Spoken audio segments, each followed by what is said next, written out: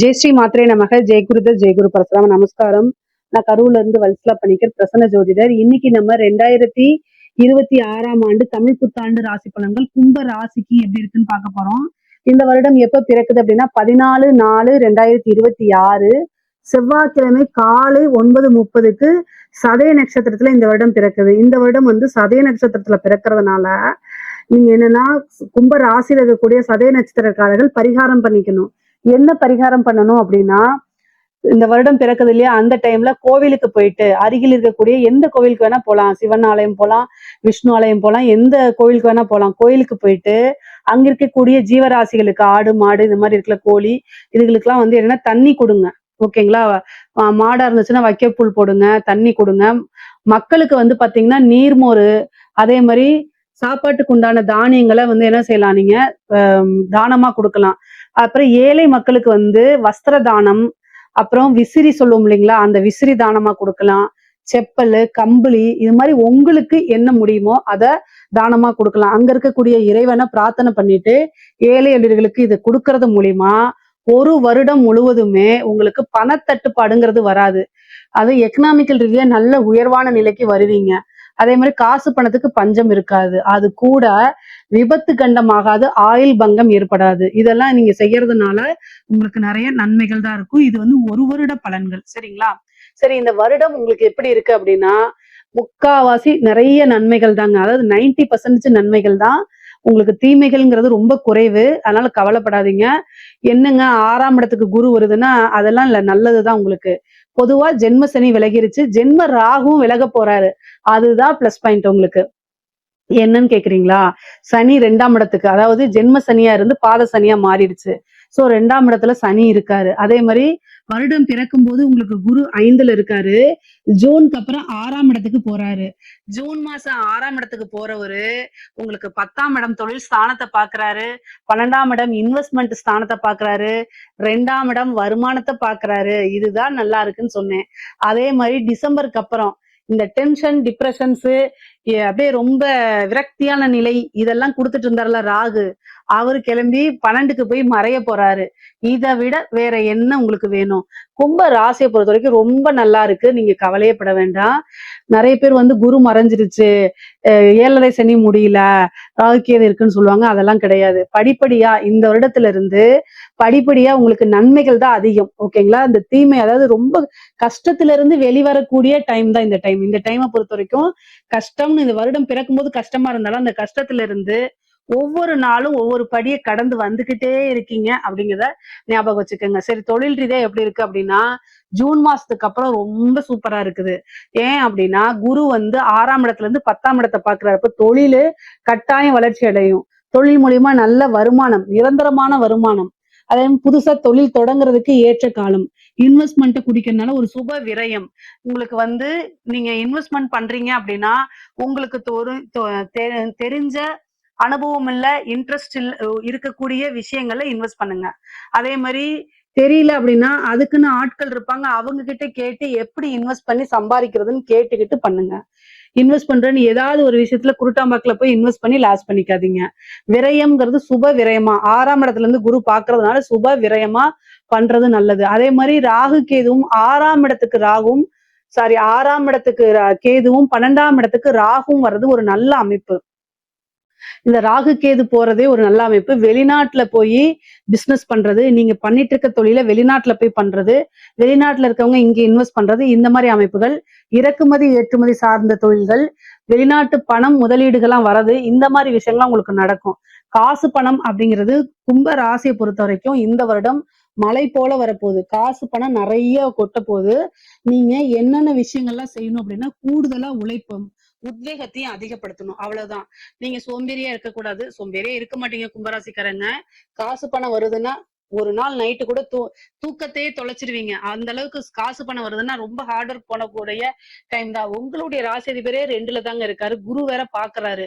இந்த காலகட்டத்துல நீங்க சம்பாதிச்சே ஆகணும் அப்படிங்கிறது ஜாதக அமைப்பு, ஜோதிட விதியா இருக்கு. அதனால கட்டாயம் அதுக்குண்டான முயற்சியில இறங்குங்க. உத்தியோகத்துல இருக்கவங்களுக்கு 6ஆம் இடத்துக்கே குரு வராரு, உத்தியோக ஸ்தானத்துக்கே குரு வராரு. சூப்பரா இருக்கு. நான் இது ஒரே லைன்ல முடிச்சுக்கலாம்னு நினைக்கிறேன். ஏன்னா 6ஆம் இடத்துக்கே குரு உச்சமாகறாருங்க. உச்சமாகக்கூடிய குரு வந்து உங்களுக்கு 2ஆம் இடத்தை பார்க்கிறார். உத்தியோகத்துல இருக்கவங்களுக்குலாம் நல்ல வருமானம், ப்ரொமோஷன்ஸ், இடம் மாற்றங்கள், வேற வேற பெரிய பெரிய கம்பெனில போய் வேலை பார்க்கக்கூடியது, இது எல்லாமே நடக்கும். இதே மாதிரி வந்து படிச்சு முடிச்சுட்டு வேலைக்காக தேடிட்டு இருக்கீங்களா, அவங்களுக்கும் ஈஸியா வேலை கிடைச்சிரும். உத்தியோகம், ஜாப் அப்படிங்கக்கூடிய விஷயமே 6ஆம் இடம் தான். அது உங்களுடைய ராசிக்கு ஜூனுக்கு அப்புறம் 6ஆம் இடத்துக்கு குரு வராரு. அதனால நல்ல பலம் இருக்கு. காசு பணத்தை சம்பாதிக்கிறதுக்கு ஏத்த டைம் தான் இந்த டைம். மிகப்பெரிய லெவல்ல சக்சஸ் அப்படிங்கிறது உறுதியாக உங்களுக்கு உண்டு.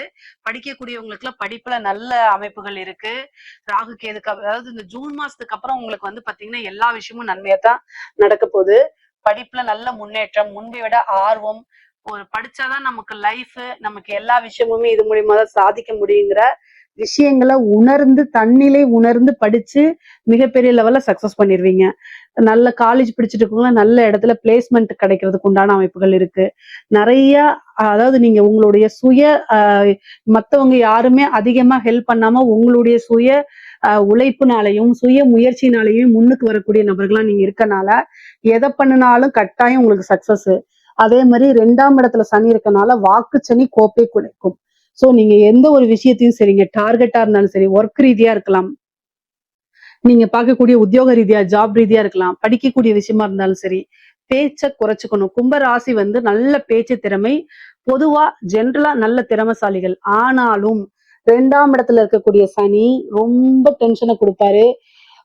நீங்க அமைதியா இருந்தா கூட இந்த காலகட்டத்துல உங்களுக்கு ஆஃப்டர் குரு பயிற்சிக்கு அப்புறம் உங்களை தூண்டி விடுறதுக்கு எல்லா விஷயமும் நடக்கும். ஏன்னா உங்களோட ராசியில ராகு இருக்காரு. குரு வந்து இவ்வளவு நாளா கண்ட்ரோல் பண்ணிட்டு இருந்திருப்பாரு. அதனால நீங்க அமைதியா கண்ட்ரோல் ஆகி இருப்பீங்க. வேண்டாம் வேண்டான்னு. அது ஒரு ஸ்டேஜ்ல வந்து வெடிக்க தானே செய்யும். எவ்வளவுதான் பொறுத்துக்க முடியும். அதனால பொங்கி எழுந்துருவீங்க. ஆனாலும் அதையும் மீறி நீங்க கொஞ்சம் கான்சியஸ் ஆகி ரொம்ப கவனமா இருந்தீங்கன்னா கட்டாயம் எல்லா விஷயத்தையும் ஹேண்டில் பண்ணிட முடியும். கவலையே பட வேண்டாம். சனி உங்களுக்கு 2ஆம் இடத்துக்குறதுனால பேச்ச கண்ட்ரோல் பண்ணி பழகுங்க. நிறைய மெடிடேஷன் பண்ணுங்க. துர்க்கை வழிபாடு, காளி வழிபாடெல்லாம் பண்ணிக்கங்க. தெய்வ அனுகூலம், நேரம் காலம் எதுவுமே நமக்கு சாதகமாக இல்லாத போது நமக்கு சாதகமான சூழ்நிலையை உருவாக்கிக்கிறது நம்மளோட கையில இருக்கு. எப்படி உருவாக்கிக்கிறது? தெய்வ வழிபாடு, காளி வழிபாடு, துர்க்கை வழிபாடு, ஆஞ்சநேய வழிபாடு, காலபைரவர் வழிபாடு, இஷ்ட தெய்வ வழிபாடு, குலதெய்வ வழிபாடு, இது எல்லாமே என்னன்னு உங்களால பண்ண முடியுமோ. ஒரு வேலையை விட்டுட்டு நான் பண்ண சொல்லல, ஒரு பிசினஸ் லீவ் போட்டுட்டு நான் பண்ண சொல்லல. உங்களால என்ன முடியுமோ இருந்த இடத்துல இருந்து காப்பாத்து அப்படின்னு சொல்லிட்டு நீங்க பண்ணுங்க. மனசு சரியில்லை அப்படின்னா அமைதியா இருந்து பழகுங்க. மெடிடேஷன் பண்ணுங்க, அமைதியா இருங்க. இல்ல இதுவும் கடந்து போகும்னு எழுதி பாருங்க, மனசுக்குள்ள சொல்லி பாருங்க. பாசிட்டிவான அப்ரிமேஷன்ஸை வளர்த்துக்குங்க. இதுதான் சிறந்த பரிகாரம் வழி. ஓகேங்களா? குரு வந்து மறையும் போது வாக்குஸ்தானத்துல இருக்கக்கூடிய சனி குழப்பத்தை பேச்சு தூண்டி விட்டுருவாரு. கோவமே வராத நபருக்கு கூட கோவத்தை உண்டு பண்றதுக்கு எல்லா வேலையும் கிளீனா செய்வாங்க. அப்போ நீங்க ஒரு வேலையை செஞ்சிருப்பீங்க, இல்ல ஒரு விஷயத்த செஞ்சிருப்பீங்க, உங்களைய பேச்ச தூண்டி விடணும். அந்த வடிவேல் காமெடி இருக்குல்ல, சண்டைக்கு வாடா வந்துதான் பாரேன் அப்படிங்கிற மாதிரி, வாடா வாடா அப்படின்னு சொல்லுவாங்கல்ல, அந்த மாதிரி ஒருத்தர் வந்து உங்களை கூப்பிடுவாங்க. அவரை நீங்க எப்படி பார்க்கணும்னா, சனிதான் நம்மளை எப்படி கூப்பிடுறாரு அப்படின்னு நீங்க நினைச்சிட்டீங்கனாலே எஸ்கேப் ஆகி வந்துருவீங்க. அவங்க கிட்ட எல்லாம் நம்ம போவே கூடாது. கிரகத்தை ஜெயிக்க முடியாது. அதனால நம்ம அமைதியா போய்க்கிறதா நல்லதுங்க. மாத்த முடியாத ஒரு விஷயத்த ஏத்துக்கிறது புத்திசாலித்தனம். அதனால கும்பராசிக்காரங்க எப்பவுமே புத்திசாலி. அதனால என்ன செய்வீங்க, டக்குன்னு அந்த இடத்துல இருந்து மூவ் ஆன் பண்ணி வந்துருங்க. எதுக்காக இவ்வளவு சொல்றேன் அப்படின்னா, நீங்க எவ்வளவு திறமைசாலியா இருந்தாலும் சரி, காசு பணம் வருது எல்லாமே கைக்கு வந்துட்டு பக்கத்துல வந்துட்டு தட்டி போயிடக்கூடாது. அதுக்காகத்தான் இவ்வளவு விஷயங்களும் சொல்றது. உங்க வெற்றி வாய்ப்புங்கிறது உறுதி செய்யப்பட்டதா இருக்கு.